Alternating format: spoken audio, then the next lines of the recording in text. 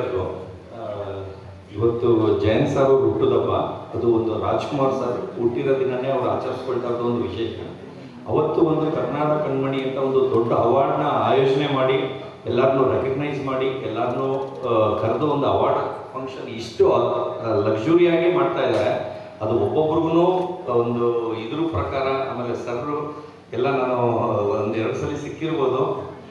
ಎಲ್ಲರೂ ದೊಡ್ಡವ್ರನ್ನ ಕರೆದು ಒಂದು ದೊಡ್ಡ ಮಟ್ಟದಲ್ಲಿ ಮಾಡ್ತಾ ಇದ್ದಾರೆ. ಆಮೇಲೆ ಕೇಕ್ ಅಂತೂ ನೋಡಿದೆ, ಒಂದು ಟೇಬಲ್ ಫುಲ್ಲು ಆಚೆಗೆ ಬಂದ್ಬಿಟ್ಟಿತ್ತು, ಅಷ್ಟು ದೊಡ್ಡದು, ಅಷ್ಟು ಅದ್ಧೂರಿಯಾಗಿ ಮಾಡಿಕೊಂಡ್ರು. ನಾವೆಲ್ಲ ಈಗ ಹೈಟ್ ಮಾಡ್ಕೊಳ್ತೀವಿ 20 ಅಡಿ, ಅವ್ರು ಹಿಂಗೆ 20 ಅಡಿ ಉದ್ದುದ್ದ ಮಾಡ್ಕೊಂಡಿದ್ದಾರೆ.